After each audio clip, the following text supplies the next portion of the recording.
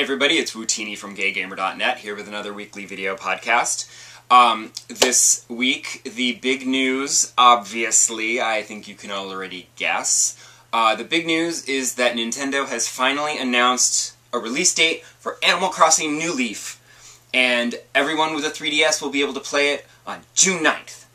And I'm very excited about this, and I was going to dedicate an entire podcast to it, but my special guest couldn't be here this weekend, so we're just going to postpone that a little bit, but we will do a whole big Animal Crossing podcast at some point in the next week or two. But not today. No, today I wanted to actually talk about Nintendo. Because lately there has been a lot of talk all over the interwebs, and people just basically counting down for the time of death on Nintendo. Nintendo is doomed. They've said this a bajillion times. I think they might have said it about Sony and Microsoft too. But people seem to like to gang up on Nintendo for some reason. And anytime there's any light misstep, people are like, "Rah, they're doomed."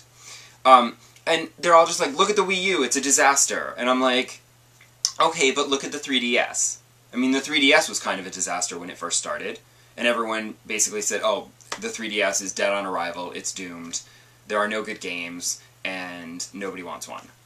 And then the games started coming out, the system started selling, and it's doing much better now. I mean, obviously it's not doing as well as the DS probably, but like, what would? The DS was huge. It's just like the Wii U is never ever going to be able to compare to the Wii. The Wii was something really special. It sort of tapped into a whole new market of non-gamers, and it sold so ridiculously well that no video game console will ever be able to do that again. Alright, maybe not never, but I mean, it's very unlikely that that'll ever happen again. But like, you know, the Wii U launched, yes, Nintendo made a big fuss about how when the Wii U launched, it was launching with the most games of any Nintendo system launch ever. Which is true, because usually Nintendo systems launch with, like, you know, 4 or 5 games. This one had a lot of games, alright, not a lot, but it had a good amount of games.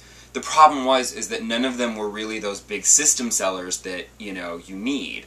I mean, they did have New Super Mario Bros. U, but I don't know how much of a system seller a new Mario platformer is.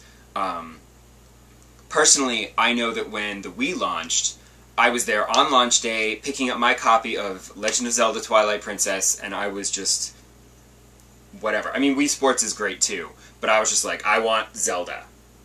And that was all I cared about. So, they didn't have a Zelda game at launch with the Wii U. And I think if they had a Zelda game at launch, yeah, I think the Wii U would have sold a lot more consoles. In fact, I know people who are waiting to get a Wii U until something else comes out. Although the Zelda game isn't going to be out for quite some time. Although I think I know somebody who's going to be buying the, they're going to get their Wii U like in the fall, which would be about when the Wind Waker re-release comes out. Although why you would buy a system for a re-release, I don't know. But by that point, there should be a ton of games that you can play. Because the problem was that a lot of the Wii U launch titles, some of the Wii U launch titles were like titles that had already been out for the PlayStation and the Xbox. So people had already played them, unless you're just a die-hard only Nintendo console owner. You had already played those. But we're also in the middle of the post-Christmas video game lull, where there's not as many like big AAA titles coming out. So once we hit March, that's when we're going to get a lot more titles. Granted, the only thing that I know is coming out in March for the Wii U that I'm excited about is Lego City Undercover, which I think I might be the only person, but I don't know. That's just because I love the Lego games.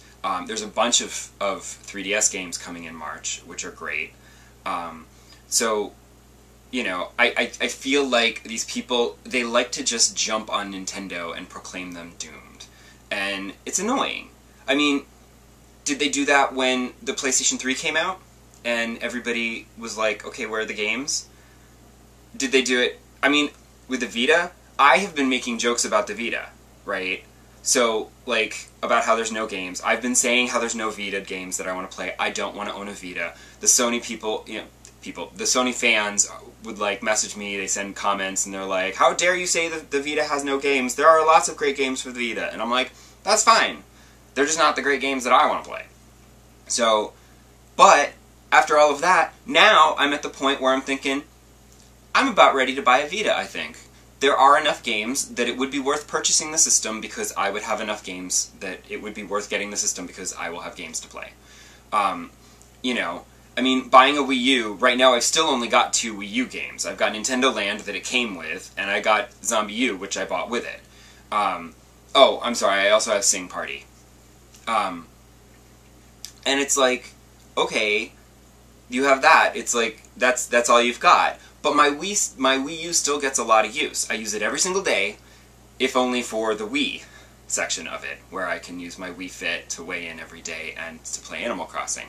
But it was still worth getting a Wii U for me, even though there's not a lot of games right now, because my Wii was from launch. So it was getting really sketchy, and some games were crashing, and it was, you know, rather than get it repaired or buy a new Wii, I said, why don't I just forget that and buy the Wii U, because I know that there will be games. They're just not right now. But that's fine, because I have Ni no Kuni to play right now. So that's keeping me very, very busy. So, I don't want to sound like a big Nintendo fanboy, even though I am a big Nintendo fan. But I've always said that I play my Xbox more than anything. I like the controller on the Xbox. But I do love Nintendo games. And Sony has a couple of exclusives that are good, but for the most part, not the biggest Sony fan. But I own them. I own every console. Now that I am an adult and can afford them, I own every console. When I was younger, like in college and stuff, I had to make the decision. So, you know, Nintendo or Sega, which one will I go? And, but now, I try to own everything, because, you know, it's only fair.